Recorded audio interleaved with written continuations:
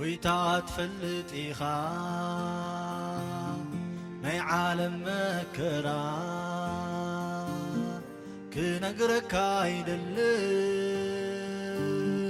بعين كايو إيخا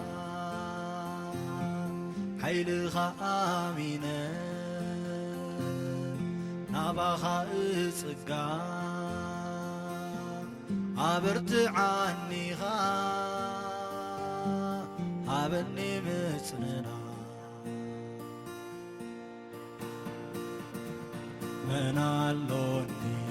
منالوني يسوس منالوني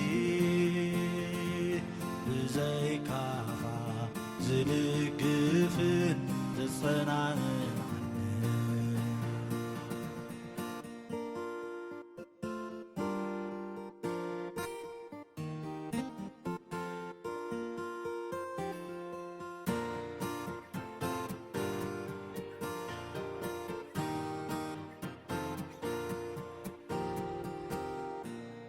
أي نفسي صلائي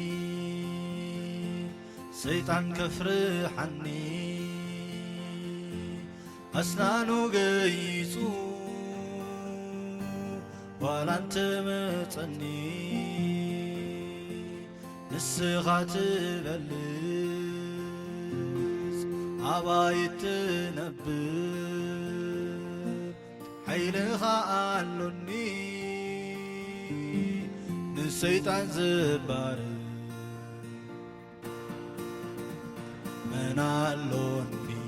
منالوني يسوس منالوني بزيكاخا زدقفن تتصنعن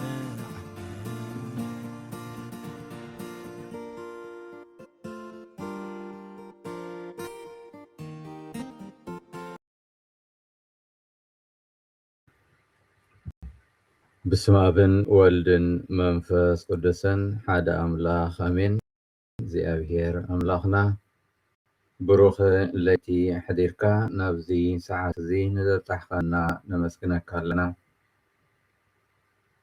بذا معالتي زيئة أون زدلينا تسقطاتكا كتعد لنا كله نعاخا نحقسلو معالتي تقبر لنا نحاسبنا نتسلن نلمنن ألنا أبونا بسماهي تنبر سنكاي مسجن انقصخا تمسا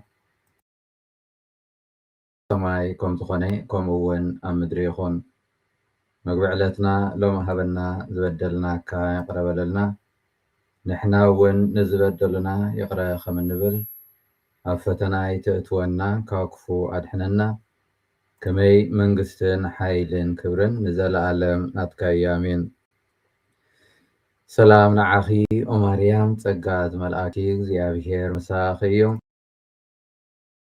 انكابانسي سبارك اخي نايكر سغفر يسوس كاس سبارخيو وقدست مريم عدا أملاخ لمنلنا نعانا نهاتان نحجن بجزي موتنان آمين سبحاتنا أبن نولدن نمنفس قدسن يخون تنتخن ذنبري حجخا نوترو نزل عالم آمين نكاب وانجيل ماتيوس معراف عسران شدشتن كاب عسة تربعتي سقاب عسران حمشتن شعو اتي يهودا أسكورتاويز تبهلي حدا خبتم حسرتو كلته نابليك أنا خاهنات كيدو أنا نيسوس حليف خبوكم انتاي تهبون بلوم نساتون كا 30 قرش برور هبوهم كاو حيزو حليف خبوهم لو مشو جزي يدلي نبرين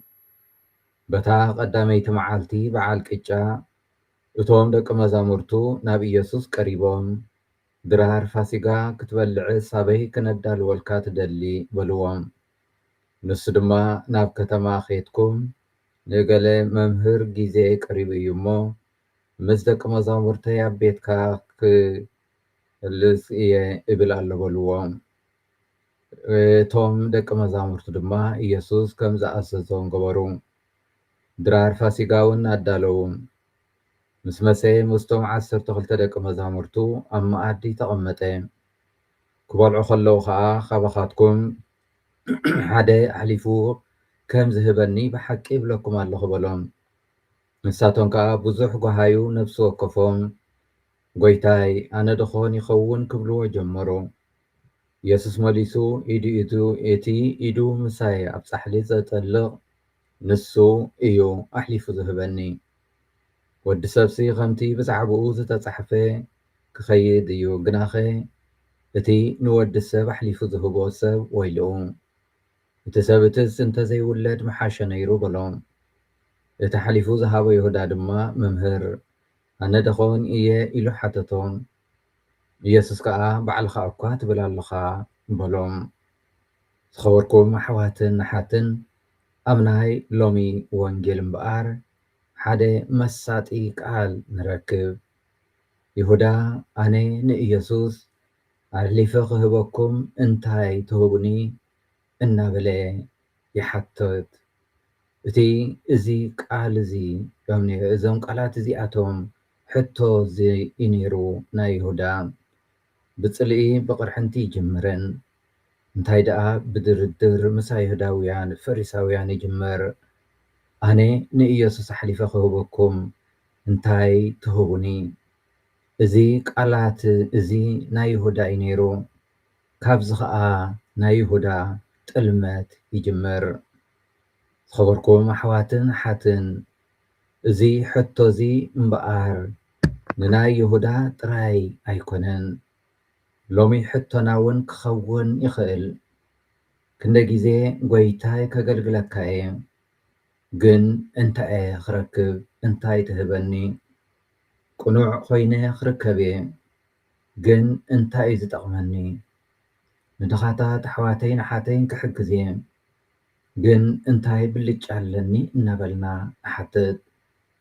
ቀስ ብቐስ እዚ ከዓ ከይተረድኣና ፍቕሪ ኣብ ብዋጋ ዕዳጋ ይኸውን፣ እምነት ቅድመ ኩነት ዘለዎ ይኸውን፣ ዝምድናታት ድማ ዋላ ምስ ኣምላኽ እንተኾነ ነባሪ ዘይኮነ ጊዜያዊ ይኸውን። እዚ ድማ ኣብዚ ሎሚ ዘለናዮ ዓለም ኩነታት ኣዝዩ ርኡይ እዩ። ኣብ ሕብረተሰብና ኩሉ ነገር ውዕል ክኸውን ይርከብ። ቅንዕና ብመኽሰብ ክቕየር ይርከብ። ሓቂ ምእንቲ ገዛእ ርእስና ጣዕሚ ደኣ እምበር ምእንቲ ሓቅን ፍትሕን ኣይከውንን። ኩሉ ዝምድናታትና ከይተረፈ ንውልቃዊ ረብሓ ክውዕል ይርአ። ንኢየሱስ ብ30 ብሩር ዘይንጠልሞ ንኸውን እንተኾነ ብብዙሕ መንገዲ ኣብ መዓልታዊ ህይወትና ንጠልሞ ኢና። ናይ ጥልመት ስራሕ ንሰርሕ ኢና።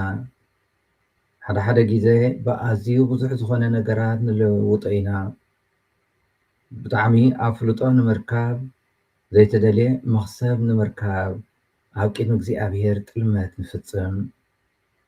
በዚ መንገዲ እዚ ከዓ ቀስ ብቐስ ኣብ ህይወትና ጥልመት ኣብ ልባትና ዝኣቱም። ወንጌል ግና ምዚ ኣቐዲምና ዝገለጽናዮ ዝፀረር ዘደንቕ ፍልልይ ሓቂ ከም ዘሎ የዘንትወልና። ይሁዳ ኣነ ንኢየሱስ ኣሕሊፈ ክህበኩም እንታይ ትህቡኒ ኢሉ ክሓትት፣ መድሓኒና የሱስ ክርስቶስ ግና ስቂሉ ኩሉ ይህብ፣ ኩልንትናኡ ይውፈእ፣ ስጋብ ኣብ መስቀል ምሞት ንደቂ ሰባት መስዋእቲ ይኸፍል። ይሁዳ ይሓስብ ሓሲቡ ከዓ እንታይ ትህቡኒ ይብል። መኽሰቡ ግላዊ ጠቕሙ ይሓትት። ኢየሱስ ግና ብተኣዝዙ ኢዱ ይህብ፣ ትሕት ይብል፣ ኣብ ኢድ ጸላእቱ ይወድቕ። ይሁዳ መኽሰብ ይደሊ፣ ኢየሱስ ህይወቱ ንመስዋእቲ ቁሩብ ይገብር፣ ህይወቱ ይህብ።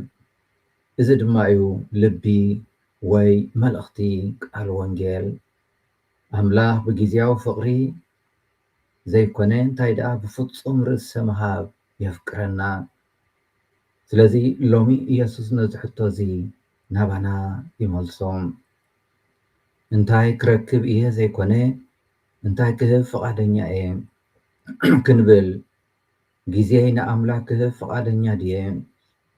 ዋላ እኳ ዋጋ ዝሓትት እኳ እንተኾነ ብቐንዕና ክመላለስ ቁርብ ድየ ወላ ከቢድ ኣብ ዝኾነሉ እዋን የቕረታ ምሕረት ክህብ ክዕረቕ ድሉው ድየ ወላ ከቢድ ኣብ ዝኾነሉ እዋን ብፍቕሪ ንነፍሰይ ክህብ ድሉው ድየ ምኽንያቱ ሓቀኛ ፍቕሪ በቲ እንቕበሎ ዘይኮነ በቲ እንህቦ ወይ ክንህብ ፈቓደኛታት ዝኾንናሉ እዩ ዝዕቀን ዝኸበርኩም ኣሕዋትን ኣሓትን እምበኣር ካብዚ ረቡዕ ናይ ሕማማት መድሓኒትና ኢየሱስ ክርስቶስ ቀፂልና ናብቲ ቅዱስ ሰሙን ገጽና ኣብ ንቐርበሉ ዘለና ግዜ ወይ ኣብ እናኣትወሉ ዘለና እዋን ልባትና ክንምርምር ንዕደም እምነተይ ግዝያዊ ድዩ ወይ ዱልዱል ነባርን እምነተይ ኣበይ እዩ ግዝያዊ ዝገብሮ ንእግዚኣብሔር ደስ ዘብልን ድዩ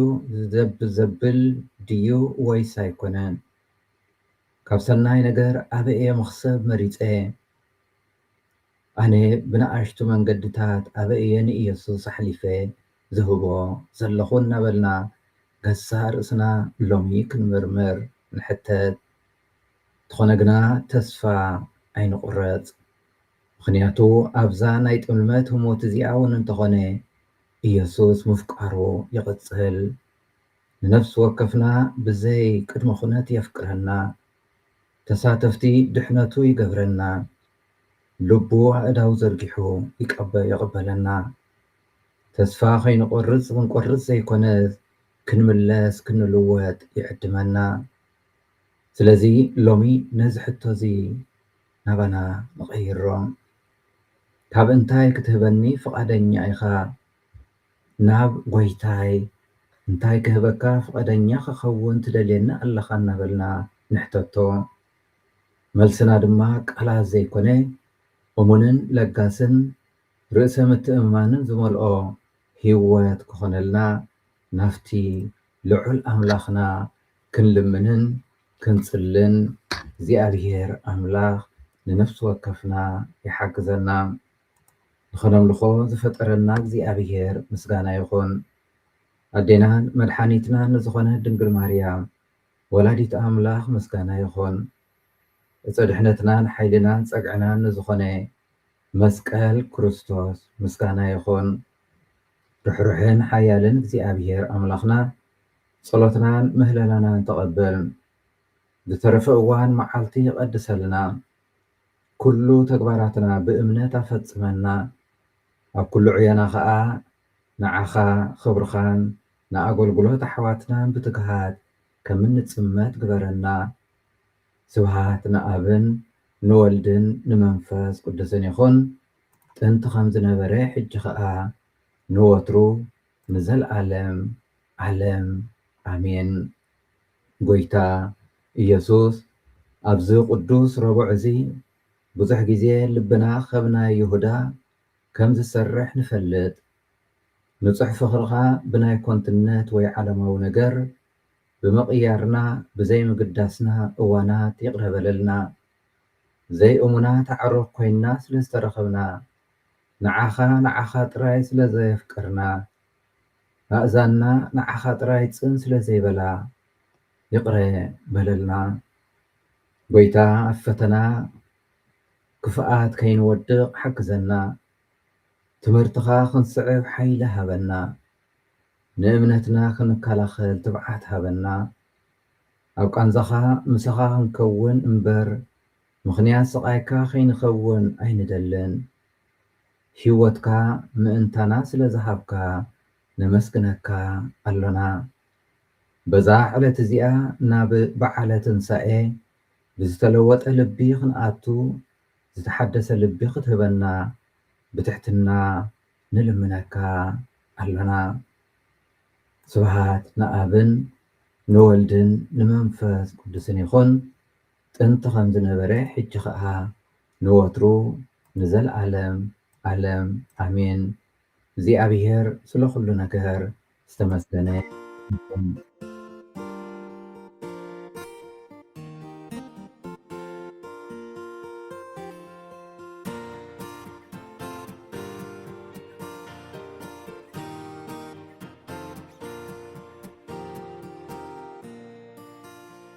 ويتا تفلت إيخا ناي عالم مكرا كنقرك يدلن بعين كايو إيخا حيلخا آمينة ناباخا إسقا عبرت عنيخا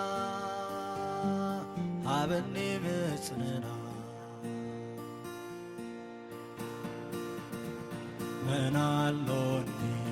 منالوني يسوس منالوني بزيكاخا زلقفن تتصنعن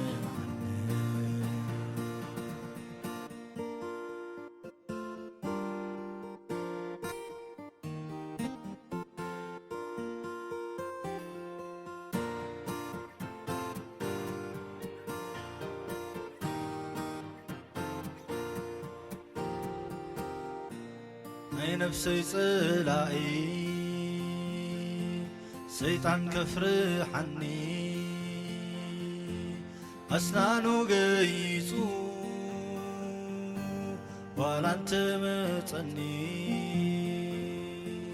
نسخات بلس عبايت نبر حيلخا قالوني الشيطان زبار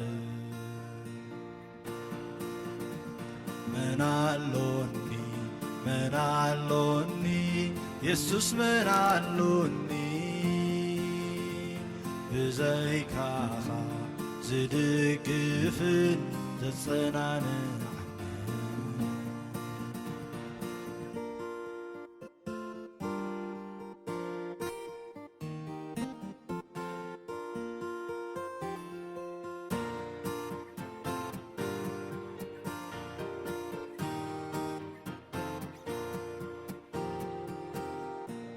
عيني سقا مرآي نناي جيزي تقام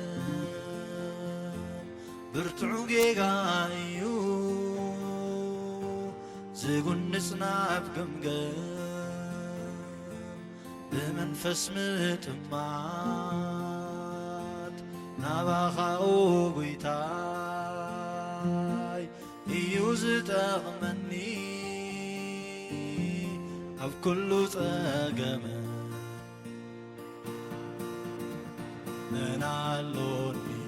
منالوني يسوس منالوني بزيكاخا زدقفن تتصنعن